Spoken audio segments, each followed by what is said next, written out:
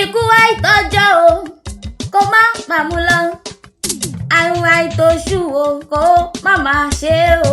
Lọ́lá Elédùmarè jẹ́ ó jèrè ọmọ. Ikú àìtọ́jọ́ o, kó má mú lọ. Àrùn àìtóṣù o, kó má ṣe o. Lọ́lá Elédùmarè jẹ́ ó jèrè ọmọ. Bùkọ́lá Olúwarẹ̀mílẹ́kún ẹ̀kún ọdún. Ọmọ bíbí inú Ògúngbèmí máa gbọ́ ẹnu mi. Aya nínú ilé Johnson máa gbọ́ ẹnu mi. Aya Johnson Àjàlá máa gbọ́ ẹnu mi. Aya wọn ní ẹ̀rọ yóò tí mo fi hàn mo jàre ọ̀rọ̀ wa ti lẹ́yàn. Ìyá olóúnjẹ máa gbọ́ dídùn ẹnu mi. Ẹkún ọdún èèyàn ọdún ìdùnnú lẹ́sìn mo ṣe lápọ̀rọ̀ lọ́hùn ọba mo lówó dúró máa jíbọ́ sí ọmọ òsì òyà gan. Ùlẹ́ ọmọ olówó dúró máa jí fẹ́ gbéṣeré. Ùlẹ́ ọmọ bẹ́ẹ̀dẹ̀ ọmọ owó dúró máa sọ̀rọ̀ gbìmọ̀. Ewé ọ̀dọ́ ló balẹ̀ owó kọ́gó ògìjọ ló balẹ̀ owó gbà abímọ ló wà bákọ àbábo èwo ni ó wá dàgbà tí ó ṣe sí nílé owó ọmọ lábẹ́rìn ìjọ owó dúró máa jíbọ́ sí ọmọ òsì òyàgàn lówùlẹ̀ ẹ lọ jẹ́ bẹ́ẹ̀ ẹ lọ ta kí owó èrò tó lọ sówó ẹ̀ tí ẹ̀ pàrìndà òwúlẹ̀ ẹ lọ tẹ̀rìn ìdáwọ́n dárúkú. Èmi ò rè èèyàn tó burẹ́ wà nílé òwú gbogbo wọn pátá ni wọ́n dára bí egbin torí bewúrẹ́ lé ibà burẹ́ wà ẹbọ lẹ fi ṣe àgùntàn ló bá burẹ́ wà ẹbọ lẹ fi ṣe nínú ilé bàbá rẹ ni bó bá wá sódìdé èèyàn ló bá burẹ́ wà nílé bàbá rẹ ò ní ó gbé e lọ torí wòmùwòmù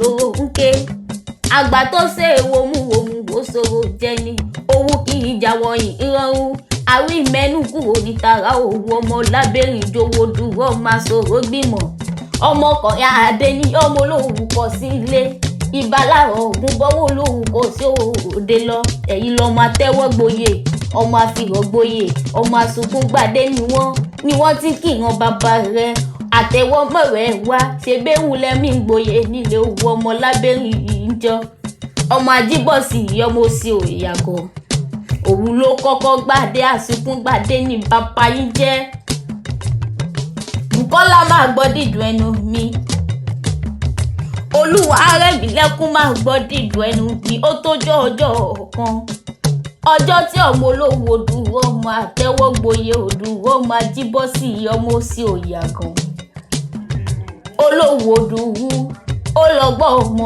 ó lọ́gbọ́n ọmọ rẹ̀ bàbá rẹ̀ ní ìsànílé ọmọ sunkún títí ọmọ ò dákẹ́ ẹkún ni wọ́n bá gbádé lọ́mọ lórí lọ́mọ bá dákẹ́ ẹkún Bùkọ́lá bí wọ́n bá ṣe gbádé kúrò lọ́mọ orí ọmọ bá bú sẹ́kún ní bàbá wo Odùduwà ló bá ní kó lóun ó máa gbádé lọ lòun bá kọ́kọ́ gbádé lọ́wọ́ bàbá wo Odùduwà lọ́fì ní òwú la kọ́dà o bẹ́ẹ̀ bá dòwú kẹ́ ẹ bèrè wò ní nílé bàbá rẹ ni ọmọ olówó dúró máa jíbọ́ sí ọmọ òsì òyàgò orí the powerful family lọ́gbé mi wá ọ́nì mọ́ kí onígbèjègbèjọ pé kó rí ẹ̀ẹ́wù ọlọ́ ti sọdún ọdún èyí wọ́n ní wàá ṣe tẹ̀mí sí ni nínú owó nínú ọ̀la tètè kò kú tí wàá ń ṣe ìbálẹ̀ ọ̀rọ̀ ìyá Tómi sì máa gbọ́rọ̀ ẹnu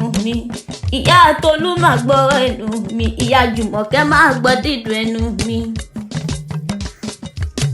ìyá Victor máa gbọ́ làbáyé ọ̀rọ̀ lẹ́nu mi Bùsọ́lá nǹkan tó gbẹ̀lẹ́ ní àbòde ìyá Ayọ̀mídé máa gbọ́ ẹnu mi ìyá Jùwọ́n máa gbọ́ làbáyé ọ̀rọ̀ lẹ́nu mi ìyá Queen ìyá Bọ́láńlé máa gbọ́ làbáyé ọ̀rọ̀ lẹ́nu mi ìyá Moses ẹ̀pọ̀ ọdún èní ìyá Maria ní fọdún èlé ìsòpin ìyá Jeremiah ìyá Kristiana orí kò wá síbò tí n kò pẹ́ ní ayé tó ní mọ́ sáré ọmọ mo fẹ́ kó o máa gbọ́ bí mo ti wí. Grandma Olúwa àjọ mi lójú máa gbọ́ ẹnu mi. Grandma Olúwa jọba títí láíláí Olúwa máa jọba títí láíláí nínú ayé rẹ̀ ní Bùkọ́lá Olúwa rẹ̀ mi lẹ́kún.